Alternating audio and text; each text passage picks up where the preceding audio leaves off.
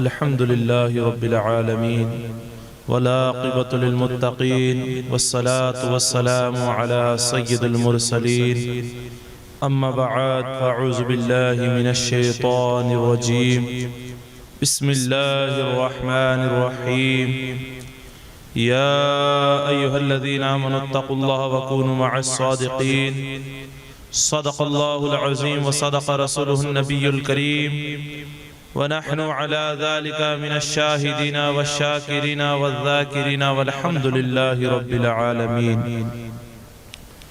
पढ़िए अस्सलातु वस्सलामु अलैका या रसूलल्लाह, अस्सलातु वस्सलामु अलैका या हबीबल्लाह, अस्सलातु वस्सलामु अलैका या नबियल्लाह व अला आलिका व अस्हाबिका या नूरल्लाह सल्लल्लाहु तआला अलैहि वसल्लम। काफी इस्लामी भाई हैं जो दरूद पाक पढ़ा है फिर भी साथ में पढ़ने की कोशिश नहीं करते। दरूद पाक की कितनी बड़ी फजीलत है पता है? छोटी से छोटी बताऊं, अल्लाह के प्यारे रसूल सल्लल्लाहु तआला अलैहि वसल्लम इरशाद फरमाते हैं, जो बंदा मोमिन एक मर्तबा दरूद पाक पढ़ता है अल्लाह तबारक व तआला उस पर 10 रहमतें नाज़िल फरमाता है, 10 दर्जात उसके बुलंद फरमाता है, 10 गुनाह उसके मिटा देता है। और फिर दरूद पाक की फजीलत बताऊं आपको, कितनी बड़ी दरूद पाक की फजीलत है। अल्लाह के प्यारे रसूल सल्लल्लाहु तआला अलैहि वसल्लम के नवासे हजरत इमाम बाक़िर रज़ियल्लाहु तआला अन्हु, आपने सबने सुना नाम। हजरत इमाम बाक़िर रज़ियल्लाहु तआला अन्हु एक मर्तबा कहीं तशरीफ ले गए तो वहां पर एक बंदा हाजिर होकर कहने लगा, हुजूर इस शहर के अंदर एक ऐसा बंदा है जिसके पास एक चांदी की डिबिया है। क्या है? चांदी की डिबिया है। उस चांदी की डिबिया के अंदर 7 बाल है। कितने? 7 बाल है। और वो बंदा हुजूर के चाहने वालों से कहता है कि ये 7 बाल हुजूर सल्लल्लाहु अलैहि वसल्लम के हैं, हुजूर सल्लल्लाहु अलैहि वसल्लम के हैं। लेकिन अब हम इस पर यकीन कैसे करें कि ये हुजूर के हैं या किसी और के हैं? सवाल बड़ा जो है ताज्जुब वाला है, क्योंकि बालों की पहचान करना बड़ी मुश्किल बात है। क्या है? बालों की पहचान करना बड़ी मुश्किल बात है। लेकिन अली का घराना एक ऐसा घराना है, बल्कि आप छोड़ो हजरत अली पर बात करें, हजरत अली जो है घोड़ों के नस्ल को भी पहचानते हैं कि कौन सा घोड़ा कौन सी नस्ल का है।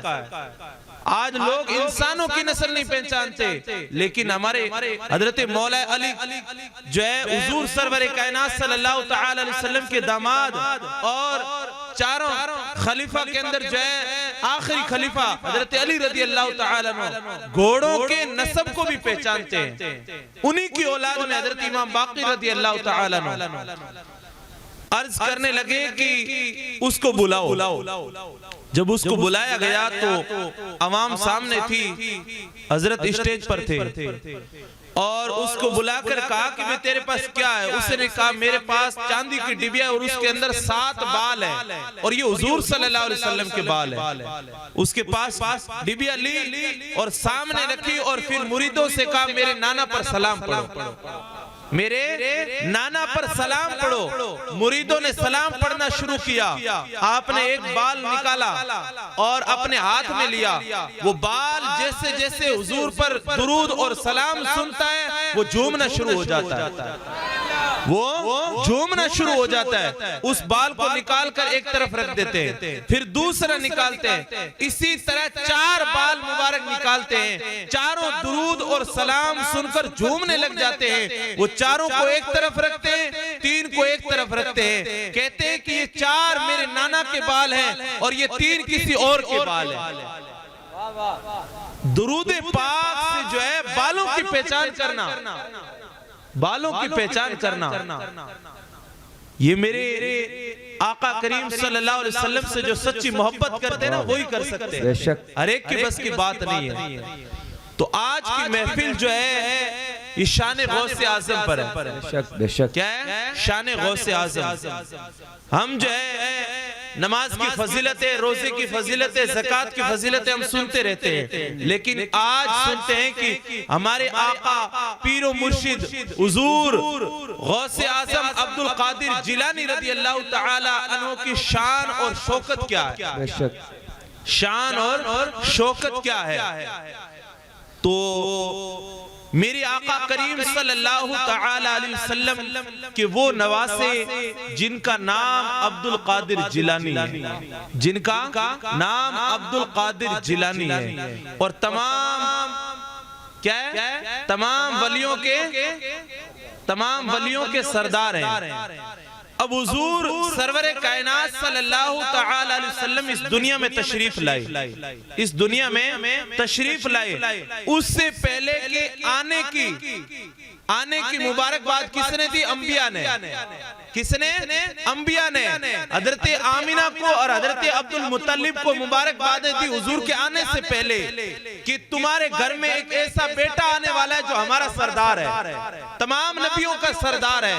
लेकिन हुजूर गौसे आजम अब्दुल कादिर जिलानी रज़ी अल्लाह तआला अन्हु की आमद की मुबारकबाद किसने दी? हमारे और आपके आका अहमद मुजतबा मोहम्मद मुस्तफा सरवरे कायनात फखरे मौजूदात सल्लल्लाहु तआला अलैहि वसल्लम ने मुबारकबाद दी।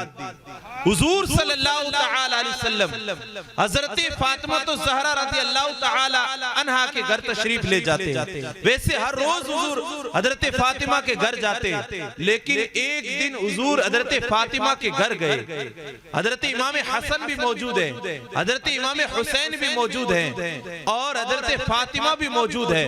हुजूर घर तशरीफ ले जाते हैं, हजरत इमाम हुसैन से बड़ी मोहब्बत करते हैं, बड़ा प्यार करते हैं, उनको चूमते हैं। फिर हजरत हसन को बड़ी गौर से देखते हैं, बड़ी टिक टिकी नजर से देखते हैं, और जो है उनके चेहरे से अपनी नजर नहीं हटा रहे हैं। हजरत फातिमा ताज्जुब में पड़ जाती है, क्या कहीं हजरत इमाम हसन ने कोई गलती कर ली है जिसकी बिना पर हुजूर इस इतनी जो है टिक टिकी नजर बांधकर हुजूर हजरत इमाम हसन को देख रहे हैं। हजरत फातिमा ने ताज्जुब से पूछा कि अब्बा जान, आज हसन को बड़ी ताज्जुब से कैसे देखा जा रहा है? हुजूर ने फरमाया, ए मेरी बेटी, इसमें ताज्जुब वाली बात क्या है? ये मेरा नवासा है, मैं इससे मोहब्बत करता हूँ, लेकिन आज बात जो है बड़े ताज्जुब वाली है। हजरत फातिमा ने कहा, वो बात क्या है? कहा, ये हसन है, इसकी नस्ल से एक मेरा बेटा पैदा होगा जिसका नाम अब्दुल कादिर जिलानी होगा, और जो मकाम अल्लाह ने मुझे नबियों के अंदर दिया है वो मकाम अल्लाह उसको वलियों के अंदर देगा। वो मकाम अल्लाह उसे वलियों के अंदर देगा। और आप सुनते आ रहे हैं, रबीउल अव्वल के महीने के अंदर तमाम उलमा तकरीर करते हैं कि हुजूर जब दुनिया में तशरीफ लाए तो काबा जो है हुजूर के घर की तरफ झुका, हुजूर के घर की तरफ झुका। लेकिन मेरे पीरो मुर्शिद हुजूर गौसे आजम अब्दुल कादिर जिलानी फरमाते हैं, मेरा बचपन का जमाना है, मेरे घर के करीब से एक काफिला गुजरा जो काबा का तवाफ करने जा रहा था। मेरे दिल में मोहब्बत पैदा हुई कि काश मैं भी एक काबे का तवाफ करूं, मैं भी अल्लाह तबारक व तआला के फर्ज किए हुए अरकानों में से एक अरकान को अदा करूं। हुजूर गौसे आजम हमेशा अपनी माँ के फरमा बरदार रहे, अपने बाप के फरमा बरदार रहे, अपने बड़ों के फरमा बरदार रहे। हुजूर गौसे आजम ने अपनी माँ से इजाजत तलब की, अम्मा जान काफिला जा रहा हज के लिए, आपकी इजाजत हो तो मैं भी हज करके आऊं। माँ ने कहा, बेटा तेरी उम्र कम है, अभी तेरी उम्र हज करने की नहीं है। बेटे ने जो है खामोशी इख्तियार कर ली और उस काफिले को देखना शुरू कर दिया। बड़ी मोहब्बत की निगाहों से उस काफिले की जियारत कर रहे हैं। काफिला घर से निकला और इतना दूर चला गया कि अब दिख नहीं रहा है। हुजूर गौसे आजम आजम कहते हैं मैं अपने मकान की छत पर चला गया, मैं मकान की छत पर चला गया। जब छत पर गया काफिला नजर आ रहा है, मैं काफिले को देखता रहा। काफिला इतना दूर चला गया कि अब काफिले की जो है चलने से जो पीछे से रेत उड़ रही है वो रेत मुझे नजर आ रही है। अब चलते चलते वो रेत भी दिखना बंद हो गई। धुआं उड़ता है ना, जैसे बंदे काफी भीड़ के साथ चलते तो वहां से जो है धुआं निकलता है रेत का, तो वो धुआं भी दिखना बंद हो गया। अब हुजूर गौसे आजम कहते हैं मकान की छत की दीवार से टेक लगाकर मैं खड़ा था। खड़े खड़े जो है आंखें बंद होने लगी, नींद आनी शुरू हो गई।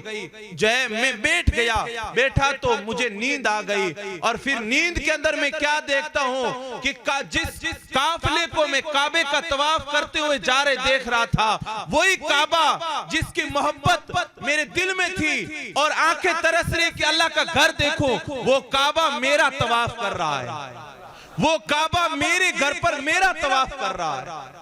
तो मेरे प्यारे आका सल्लल्लाहु अलैहि वसल्लम के प्यारे दीवानों, हुजूर गौसे आजम की अगर करामतें और शान बयान करते रहे तो रात तो गुजर सकती है, लेकिन उनकी जो है ये करामतें और शान बयान करना खत्म नहीं हो सकती। हुजूर गौसे आजम अब्दुल कादिर जिलानी मादरजाद वली, एक विलायत का मकाम मिलता है कि बंदा इबादत और रियाजत करता है, उसके बाद में इबादत का मकाम मिलता है। लेकिन हुजूर गौसे आजम मादरजाद वली हैं, वो माँ के पेट के अंदर भी वली थे, माँ के पेट के अंदर भी वली थे। और आपको ये बता दूं कि हुजूर गौसे आजम रज़ी अल्लाह तआला अन्हु माँ के पेट में आने से पहले भी वली थे, पहले भी वली थे। वो कैसे? उस हजरत उवैस करनी का आपने नाम सुना है, बड़े आशिक रसूल हैं जिन्होंने अपनी माँ की खिदमत की और खिदमत की वजह से वो हुजूर की जियारत ना कर सके, हुजूर का दीदार नहीं कर सके। वो साहबी नहीं हुए लेकिन ताबई जरूर हुए। हुजूर सरवर कायनात सल्लल्लाहु तआला अलैहि वसल्लम हजरत उवैस करनी से इतनी मोहब्बत करते कि हुजूर मदीने के अंदर हैं और यमन की तरफ रुक करके अपने कमीज के बटन खोलते हैं और कहते हैं कि यमन से मेरे यार की खुशबू आती है, यमन से मेरे यार की खुशबू आती है। और वो उवैस करनी शेर करन के अंदर हैं और हुजूर सरवर कायनात सल्लल्लाहु तआला अलैहि वसल्लम हजरत उमर फारूक आजम और हजरत अली को भेजते हैं, कहते उवैस के पास जाना और ये मेरा जुब्बा मुबारक देना और उसे सलाम कहना मेरा, और उसको कहना कि नबी ने कहा है मेरी उम्मत की बख्शिश के लिए दुआ करना, मेरी उम्मत की बख्शिश के लिए दुआ करना। नबी है, जहां नबी दुआ कर दे फिर वलियों की दुआ की जरूरत क्या है उम्मत को?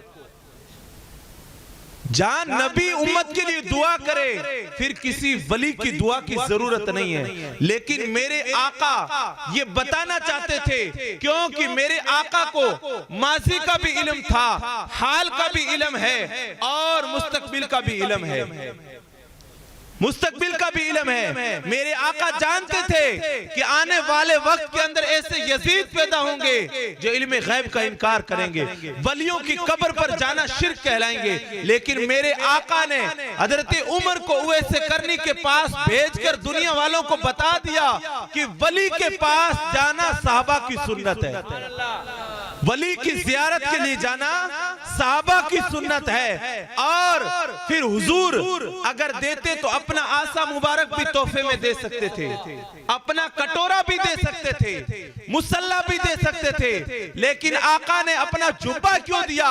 इसलिए कि वली अगर जमीन के ऊपर हो तब भी कपड़े दे सकते हो और वली कब्र के अंदर हो तब भी आप चादर चढ़ा सकते हो, चादर चढ़ा सकते हो। मेरे आका करीम सल्लल्लाहु अलैहि वसल्लम के दो गुलाम हजरत उवैस करनी के पास आए, आकर सलाम अर्ज किया और बल्कि हुजूर ने हजरत उवैस करनी की निशानियां भी बता दी। का उनका सर बड़ा होगा, मुंह थोड़ा लंबा होगा, हथेली पर निशान होगा, और यहां तक भी बता दिया कि हुजूर के गुलाम हजरत उवैस करनी काम क्या करते हैं? वो ऊंट चराते हैं। वो ऊंट चराते हैं। दो गुलाम हुजूर के हजरत उवैस करनी के पास आते हैं, सलाम पेश करते हैं। सलाम पेश करने के बाद में जो है हजरत उवैस करनी कहते हैं, आप ये बताएं कि हुजूर के लबों पर मेरा नाम कैसे आया? हुजूर के लबों पर मेरा नाम कैसे आया? जामी कहते हैं, काश कि मैं हुजूर के दर का कुत्ता होता और हुजूर जामी कहकर अपने कुत्ते को पुकारते। मैं यही समझता कि हुजूर ने मुझे पुकार लिया, हुजूर ने मुझे पुकार लिया। हजरत उवैस करनी कहते हैं, ए उमर, मेरे आका के लबों पर मेरा नाम आया कैसे? अगर अभी कोई मौलाना असगर साहब से कहे कि बापू गुलाम हुसैन ने आपको सलाम भेजा है, तो इनकी जो है दिल के अंदर एक तड़प पैदा होगी और एक मोहब्बत पैदा होगी कि यार मेरी मुर्शिद के ज़बान पर मेरा नाम आया कैसे, मेरा नाम आया कैसे। और हकीकत में आपको बताऊं, जनवरी के अंदर हमारे दारुल उलूम गरीब दारुल उलूम फैज़ अकबरी लूनी शरीफ के अंदर सैयद अली अकबर शाह जिलानी ने एक मीटिंग रखी, जिसके अंदर जो है जिला वाइज लोगों को बुलाया गया था, जिसको 15 दिन पहले इतला दी थी। उस मीटिंग के अंदर ये खादिम अकबरी भी हाजिर था, ये खादिम अकबरी भी हाजिर था। 15 दिन तक इतनी खुशी हुई कि मेरे मुर्शिद ने मुझे याद किया, मेरे मुर्शिद ने मुझे याद किया है। और आज 26 साल उम्र हुई है, मैं कभी किसी का मुरीद नहीं हुआ, इसी तलब में रहा कि किसी पीर का मुरीद बनूंगा। काफी पीर आए, लेकिन आखिर में 2020 के अंदर जनवरी के अंदर जब लूनी शरीफ गया, मेरे पीर मुर्शिद ने, लोग मुरीद बनाते हैं रुमाल बिछाकर, मेरा पीर जमीन पर बैठकर अपना हाथ मेरे हाथ में देकर मुझे मुरीद बनाया। जय हाथ में देकर हाथ मुरीद बनाया। इतनी खुशी हुई। आज जो कुछ भी बयान कर रहा हूं ये हुजूर महमूदुल औलिया का फैज़ है, ये महमूदुल औलिया का फैज़ है, ये करम है सैयद अली अकबर शाह जिलानी का, जो आज ये गुलाम आपके सामने हुजूर की और हुजूर गौसे आज़म की शान बयान कर रहा है। हमारी क्या औकात कि हम जो है इन स्टेज पर आकर जो है इन अल्लाह वालों की जो है शान बयान करें। इसके पीछे किसी बड़ी हस्ती का जो है हाथ होता है। एक कुत्ता होता है, एक कुत्ता होता है जिसके गले में पट्टा होता है, एक कुत्ता होता है जिसके गले में पट्टा नहीं होता। जिसके गले में पट्टा नहीं होता वो दर दर भटकता है, वो दर दर भटकता है, दर दर जो है मार खाता है। जहां रोटी का टुकड़ा मिलता है वह डंडा भी साथ में मिलता है। लेकिन जिसके गले में पट्टा होता है वो लोग समझ जाते हैं कि इसका कोई ना कोई मालिक जरूर है, इसका कोई ना कोई मालिक जरूर है। और यही मकाम औलिया की जो है चाहने वालों के अंदर है, जो औलिया इकराम से मोहब्बत करते हैं। जब कल कयामत के दिन अल्लाह वालों से मोहब्बत करने वाले मैदान महशर के अंदर हाजिर होंगे, फरिश्ते देखेंगे किसी के गले में पट्टा है, कहेंगे हम इसको सजा नहीं देंगे, क्यों कि ये गौस का दीवाना है, इसका कोई ना कोई मालिक जरूर है, इसका कोई ना कोई मालिक जरूर है। और जिसका मालिक होता है उसको कभी मार नहीं पड़ती। तो उवैस के पास आए, उवैस ने कहा मेरा नाम मेरे आका के लबों पर आया कैसे? उमर ने कहा अगर आप हुजूर से इतनी मोहब्बत करते हैं तो फिर मदीने क्यों नहीं आ गए, फिर मदीने क्यों नहीं आ गए? जब बंदा फंसता है तो फिर अपनी बात पलटता है, बात को काटने की कोशिश करता है। उवैस ने अपनी बात काटी और कहा अच्छा क्या आपने हुजूर को देखा है, क्या आपने हुजूर को देखा है? हजरत उमर ने कहा घर में देखा है, गली में देखा है, मस्जिद नबी में देखा है, मस्जिद नबी में देखा है, लेकिन मेरे आका का चेहरा इतना नूरानी था, उस पर गैरत इलाही के इतने पर्दे थे, इतने पर्दे थे कि हम नजर हुजूर के चेहरे पर डालते तो हमारी नजर टिक ही नहीं जाती। उवैस ने कहा अगर आपने हुजूर को देखा है तो ये बताएं कि मेरे आका की ये भवें आपस में मिली हुई थी या जुदा जुदा थी? ये भवें मिली हुई थी या जुदा जुदा थी? उमर ने कहा जो है हुजूर सरवर कायनात सल्लल्लाहु तआला अलैहि वसल्लम के चेहरे की भवों की ये बात आपने की, इसका जवाब मैं नहीं दे सकता।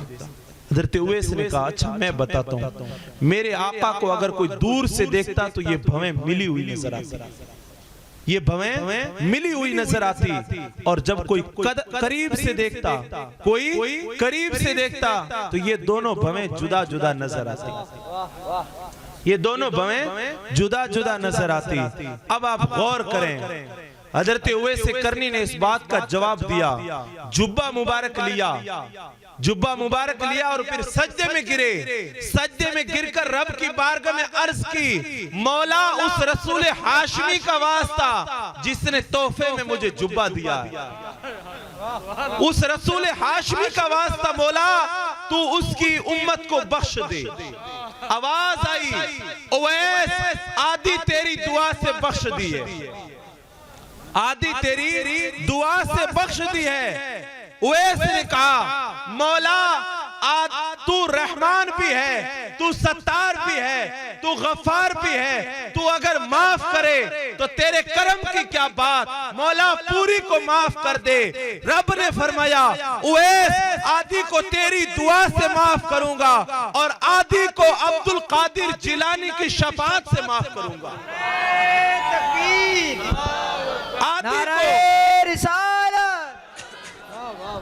आदि को अब्दुल कादिर जिलानी के जय शफाअत से बख्शूंगा। उवैस ताज्जुब में पड़ गया, अर्ज की मौला वो कौन है, वो कौन है? रब फरमाता है, इरशाद हुआ वो मेरा भी महबूब है, मेरे महबूब का भी महबूब है। कहा वो है कौन, उसका पता क्या है? कहा वो मेरा महबूब जो है मोहम्मद अरबी, उसकी नस्ल में होगा, उसका नाम अब्दुल कादिर जिलानी होगा। कहा वो अब कहाँ है? कहा वो अब काबा कौसैन के जलवों के अंदर है। अब्दुल कादिर जिलानी जो है अभी आया नहीं है। उवैस ने कहा मौला उवैस वो बंदा है जिसने अब्दुल कादिर जिलानी को अभी देखा नहीं लेकिन देखना चाहता है। रब फरमाता है वो अभी आया नहीं, आएगा, लेकिन उसका मकाम क्या होगा वो आप जो है देखें। अब्दुल कादिर जिलानी का वो मकाम होगा जब वो आएगा, अल्लाह तबारक व तआला नूर की तजल्ली उसके दिल पर डालेगा, महबूब के जरिए से, महबूब के जरिए से तजल्ली डालेगा। फिर हुक्म होगा अब्दुल कादिर बोल, अब्दुल कादिर बोल, तमाम वलियों को इकट्ठा किया जाएगा और फिर कहेगा तमाम वलियों की गर्दन पर कदम जो है वो अब्दुल कादिर जिलानी का है। तो उवैस ने कहा मौला वो आएगा, वली इकट्ठा होंगे, फिर वो कहेगा उवैस अभी से अपनी गर्दन जो है गौसे आजम के कदम के नीचे रखता है। मेरे आका करीम सल्लल्लाहु अलैहि वसल्लम के प्यारे दीवानों, ये शान है हमारे हुजूर गौसे आजम की, ये शान है हुजूर गौसे आजम रज़ी अल्लाह तआला अन्हु का मकाम और मर्तबा क्या है, गौसे आजम के इल्म का मकाम क्या है, हुजूर गौसे आजम के तक़वे का आलम क्या है। हुजूर गौसे आजम रज़ी अल्लाह तआला अन्हु एक मर्तबा 20,000 उलमा के साथ में पहला हज करते हैं, 20,000 उलमा के साथ में। अभी आप में से अगर किसी के साथ में गांव का इमाम चला जाए तो आप बड़ा फख्र करते हैं कि इमाम साहब मेरे साथ में चले, इमाम साहब मेरे साथ में चले। और फिर अगर किसी की किस्मत का सितारा जाग उठे और किसी के साथ में बापू गुलाम हुसैन जैसी हस्ती या सैयद अली अकबर शाह जिलानी जैसी हस्ती साथ में चले तो उसके तो वारे ही जा रहे हैं। वाह वाह वाह वाह वाह। फिर वो यहीं से इरादा कर लेता है और पुख्ता यकीन हो जाता है कि मेरा उम्रा भी कबूल हो गया और मेरा हज भी कबूल हो गया, मेरा उम्रा भी कबूल हो गया और मेरा हज भी कबूल हो गया। हुजूर गौसे आजम 20,000 उलमा के साथ में हज करने के लिए जाते हैं, पहला हज है। जब हुजूर गौसे आजम मक्का पहुंचते हैं, वहां का मुफ्ती आजम मक्का जो सबसे बड़ा मुफ्ती है, उसने जब हुजूर गौसे आजम को शान और शौकत के साथ में देखा, कीमती लिबास, कीमती इमामा पहने हुए देखा, 20,000 उलमा का जम्मे गफीर देखा। वो ताज्जुब में पड़ गया और कहने लगा, मन अंता, तू कौन है? मन अंता, तू कौन है? हुजूर गौसे आजम ने कहा, काम क्या है? काम क्या है? काम बोल। तो हुजूर गौसे आजम से वो कहने लगा, लगते हो आप बड़े इल्म वाले। हुजूर गौसे आजम ने कहा, अल्हम्दुलिल्लाह, अल्हम्दुलिल्लाह। आज अगर हमारे जैसा होता तो बड़े फख्र से जो है अपना सीना चौड़ा करता कि यार मुझे इल्म वाला कह दिया इसने। लेकिन हुजूर गौसे आजम ने क्या कहा?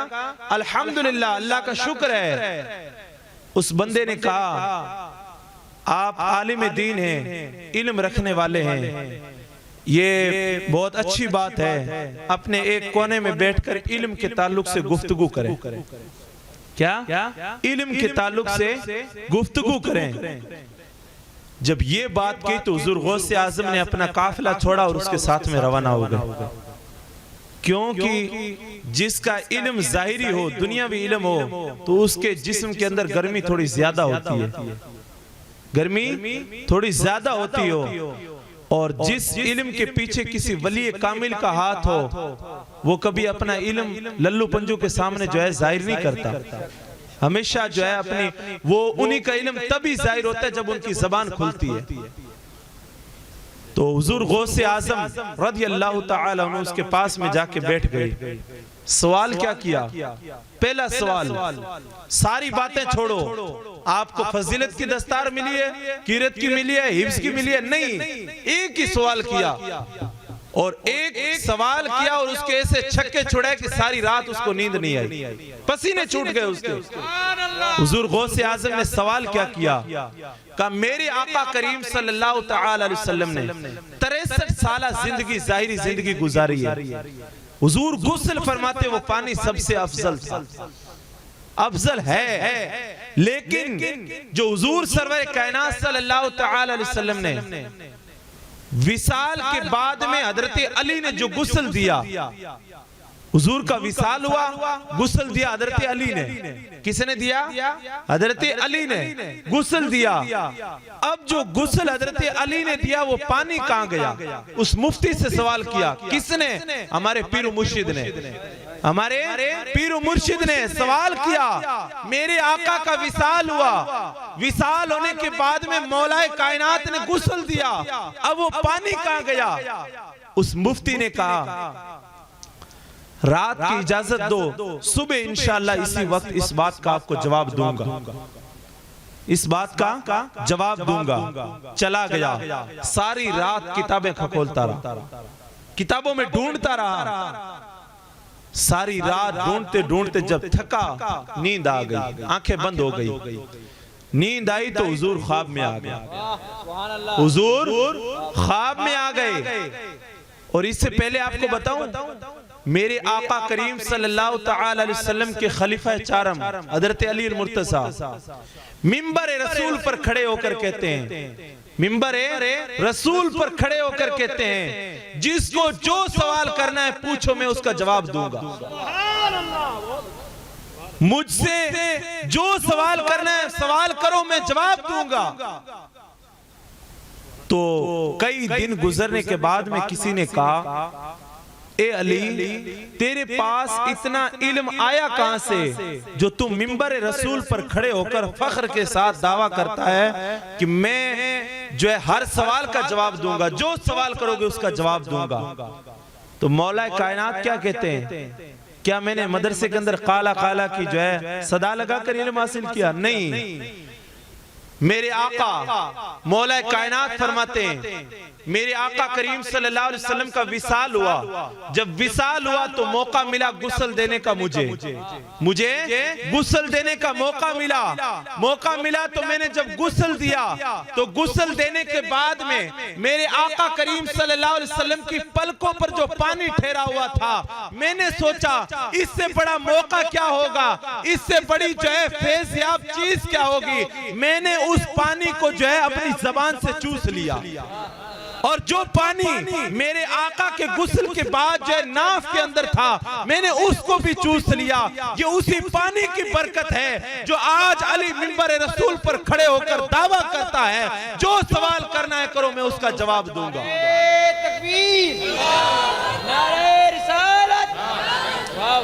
जो सवाल करना है सवाल करो मैं उसका जवाब दूंगा।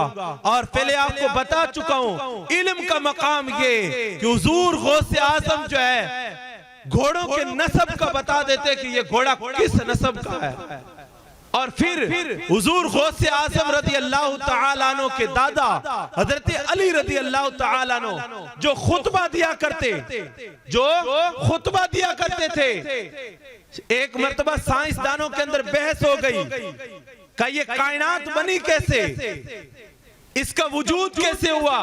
जब बहस हुई तो किसी अली के चाहने वाले ने कहा अगर आपको इसकी तहकीक करनी है तो मौलाए कायनात का खुतबा पढ़ लो, मौलाए कायनात का खुतबा पढ़ लो।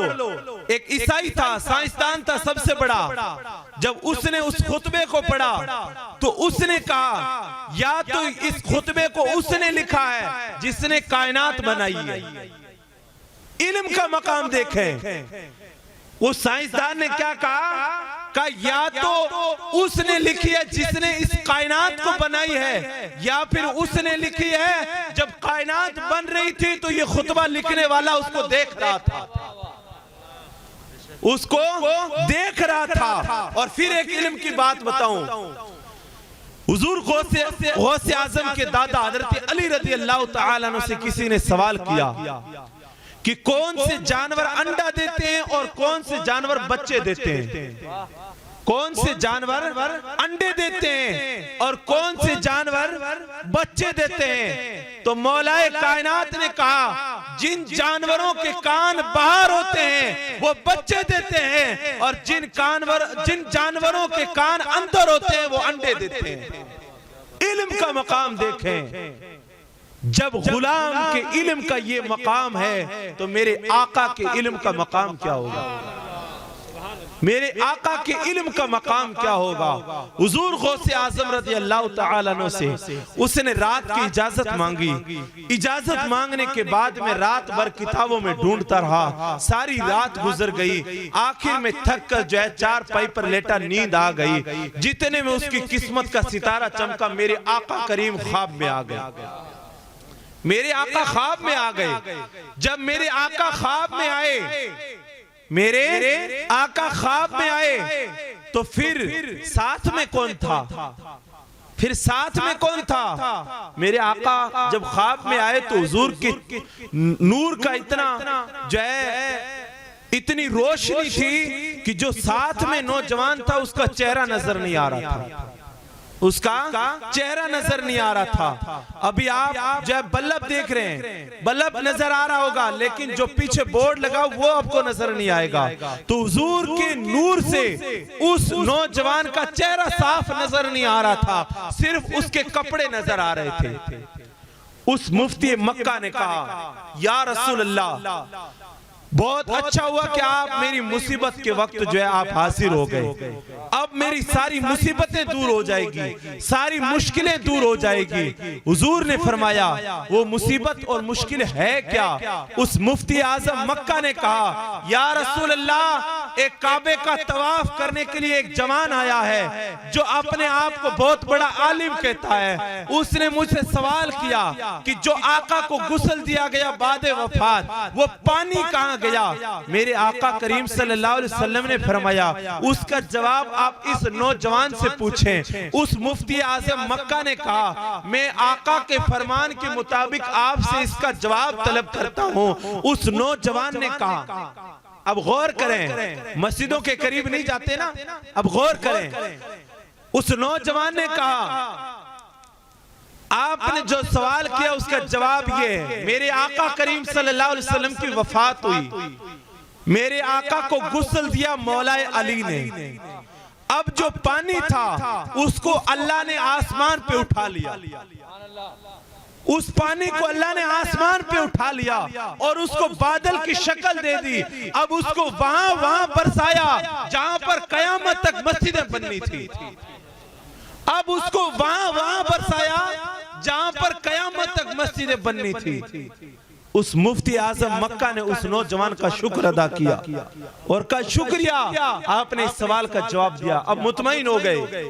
अब दूसरे दिन उसी वक्त हुजूर गौसे आजम की बारगाह में हाजिर हुए और जो है वो कोशिश कर रहे हैं कि यार हुजूर गौसे आजम इस सवाल का जवाब क्यों नहीं पूछ रहे। हम जैसा अगर होता ना, कहता कि भी आपको ईशा की नमाज के अंदर, कहता कि वुजू के अंदर 4 फराइज है, आपको ये याद करके आना है। दूसरे दिन आप लौट कर आओगे तो आपसे पूछा जाएगा कि भाई आपको कल मैंने क्या बताया था, पूछेगा ना।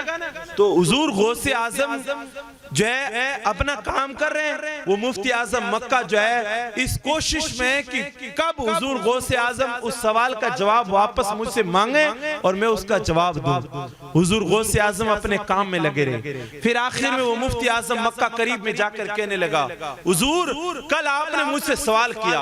हुजूर गौसे आजम ने हंसकर कहा, हाँ मैंने कल वो सवाल किया, क्या उसका जवाब लायो? कहा हाँ मैं उसका जवाब लाया हूँ। कहा क्या जवाब है? का जवाब ये है कि मेरे आका को बादे विसाल जो गुस्ल दिया गया वो हजरत मौलाए कायनात ने दिया। वो पानी अल्लाह ने आसमान पे उठाया, फिर बादल की शक्ल दी और फिर वहां बरसाया जहां पर कयामत तक मस्जिदें बननी थी। कयामत तक मस्जिदें बननी थी। हुजूर गौसे आजम ने कहा दलील लाओ, दलील लाओ। अब आपको मैं कहूं कि भाई मर्द को सोना पहनना हराम है, मर्द को सोना पहनना हराम है। मौलाना असगर साहब कहें कि आपको सोना पहनना, मर्द को सोना पहनना जायज है, तो जाहिर सी बात है आप इनसे दलील मांगेंगे। कौन सी किताब में लिखा हुआ, कौन सी किताब में लिखा हुआ है? तो वो मुफ्ती आजम मक्का जो है चक्कर में पड़ गए। अब दलील कहां से लाऊं, किसी किताब से तो मुझे मिला नहीं, ये तो हुजूर ने ख्वाब में बताया। फिर अपनी असली हालत पर आए और कहा मैं मुसीबत के मारा रात को सोया, हुजूर ख्वाब में आए, हुजूर के साथ में एक नौजवान था, उसने मुझे इस बात का जवाब दिया। हुजूर गौसे आजम ने कहा उस ख्वाब का जिक्र अगर मैं कर दूं तो कैसा रहेगा? उस ख्वाब का जिक्र अगर मैं कर दूं तो कैसा रहेगा? उस मुफ्ती आजम मक्का ने कहा अगर मेरा ख्वाब आप बयान करें तो बड़े मजे की बात है, बड़े मजे की बात है। हुजूर गौसे आजम ने कहा तूने सारी रात किताबें संभाली, तुझे कोई जवाब ना मिला। जब रात का आधा हिस्सा गुजर गया तुझे नींद आ गई, ख्वाब में हुजूर आए और तूने कहा या रसूल अल्लाह मैं बड़ा मुसीबत में फंसा हूं, ये सवाल है इसका जवाब चाहिए। हुजूर ने कहा इस नौजवान से पूछ। फिर उस नौजवान ने आपको जवाब दिया। पता है वो नौजवान कौन था? पता है वो नौजवान कौन था? उस मुफ्ती आजम मक्का ने कहा कौन था? कहा ये जो तेरे सामने अब्दुल कादिर जिलानी खड़ा यही था। जो तेरे सामने अब्दुल कादिर जिलानी खड़ा है यही था। ये शान है हुजूर गौसे आजम की। मेरे प्यारे आका करीम सल्लल्लाहु अलैहि वसल्लम के प्यारे दीवानों, आज या गौस के नारे तो लगाते हैं, कभी हुजूर गौसे आजम के बताई हुई बातों पर क्या हमने अमल किया? क्या हमने अमल किया?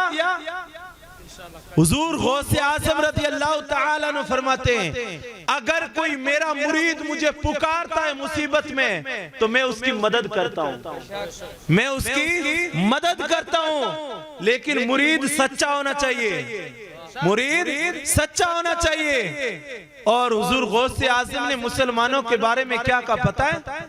आप गौर करें इस पर। जो नमाज नहीं पढ़ते, जो नमाज पढ़ते वो फख्र करें। हुजूर गौसे आजम ने कहा जो मुसलमान नमाज नहीं पढ़ता उसको मुसलमान के कब्रिस्तान में दफन ना किया जाए। उलमा इकराम मौजूद हैं, उस मुसलमान को मुसलमान के कब्रिस्तान के अंदर दफन ना किया जाए। अब आप ये बताएं मुझे, जो पीर अपने मुरीद को, बेनमाजी को कब्रिस्तान के अंदर, मुसलमानों के कब्रिस्तान के अंदर दफन होना भी पसंद नहीं फरमाता, तो फिर उस मुरीद की जो है मुसीबत के वक्त हुजूर गौसे आजम के आएंगे पुकार पर। तो अगर हुजूर गौसे आजम के सच्चे अगर मुरीद बनना चाहते हैं तो सबसे पहले क्या करना होगा? नमाज की पाबंदी करनी होगी, नमाज की पाबंदी करनी होगी। एक हुजूर गौसे आजम रदी अल्लाह ताला अन्हु की एक बात बताता हूं आपको। हुजूर गौसे आजम की बारगाह में एक शख्स हाजिर हुआ और अर्ज की, हुजूर मैं पैसे बड़े कमाता हूं, काम धंधा अच्छा चलता है, लेकिन रोजी में बरकत नहीं होती, घर में बरकत नहीं होती। हुजूर गौसे आजम ने कहा, तेरे घर का जो बाहर का दरवाजा है उस पे पर्दा कर दे, उस पे पर्दा कर दे। उसने घर गया, पर्दा सिलाया, पर्दा कर दिया, दरवाजे पर पर्दा लगा दिया। कई दिन गुजरने के बाद में वापस हुजूर गौसे आजम की बारगाह में हाजिर हुआ। कहा, हुजूर कोई ऐसा अमल तो मैंने, कोई वजीफा तो नहीं किया जिसकी वजह से जो है मेरे घर में बरकत हुई है, जो है बेबरकती उठ गई और मेरे घर में बरकतें आने लगी है। वजह क्या है? पर्दे से बरकतें। अगर कोई बंदा वजीफा करे, सूरे वाक़िया पढ़े, सूरे मुल्क पढ़े, सूरे बकर पढ़े, तो समझ में आता है कि यार अल्लाह का जिक्र किया इसने, घर में बरकतें नहीं होगी तो बेबरकती थोड़ी होगी। लेकिन घर पे कपड़े का पर्दा किया है, घर में बरकतें होने लग गई। हुजूर गौसे आजम ने कहा, तेरा घर मस्जिद की गली के अंदर है और वहां उस गली से जो है बेनमाजी गुजरते हैं, उस गली से बेनमाजी गुजरते हैं, उनकी निगाह जब तेरे घर पर पड़ती है तो तेरे घर से बरकत उठा ली जाती है और बेबरकती डाल दी जाती है। अब ये बताएं, जिस सारे घर के अंदर बेनमाजी हो, उस घर के अंदर बरकतें कहां से आएगी? उस घर के अंदर बरकतें कहां से आएगी? तो आज से अहद करके उठें कि इंशाअल्लाह पंजगाना नमाज मर्दों की जमात के साथ मस्जिद में होगी इंशाअल्लाह। अहद करें, हुजूर गौसे आजम और अल्लाह के प्यारे रसूल सल्लल्लाहु अलैहि वसल्लम करम करेंगे हम पर इंशाअल्लाह। अहद करें, हाथ उठाकर अहद करें, इंशाअल्लाह पांचों नमाजें मस्जिद में अदा करेंगे। अगर हुजूर गौसे आजम के सच्चे वफादार हैं तो सुबह फजर की नमाज के अंदर आप मिलेंगे, और अगर सच्चे वफादार नहीं है तो फिर फजर की नमाज के अंदर आप नहीं मिलेंगे। अगर बरकतें लूटने चाहते हो हुजूर गौसे आजम की, तो फिर अपने घरों में अपने बच्चों को नमाजी बनाए, अपनी बीवियों को नमाजी बनाए, अपने पूरे घर को नमाजी बनाए। फिर देखे आपके घर के अंदर वहां से रिज़्क आएगा जहां से आप गुमान भी नहीं कर सकते। अल्लाह रब्बुल इज्जत की बारगाह में दुआ है कि अल्लाह तबारक व तआला मेरे बोलने में लफ्ज़न कस्तन गलती हो माफ फरमाए, और अल्लाह तबारक व तआला हम सबको हुजूर गौसे आजम के जो है बताए हुए रास्ते पर अमल करने की तौफीक अता फरमाए और सुन्नत रसूल पर अमल करने की तौफीक अता फरमाए। अस्तगफिरुल्लाह रब्बी मिन कुल्ली ज़ंबि व अतूबु इलैहि, ला इलाहा इल्लल्लाह मुहम्मदुर रसूलुल्लाह सल्लल्लाहु तआला अलैहि वसल्लम। सुभान अल्लाह।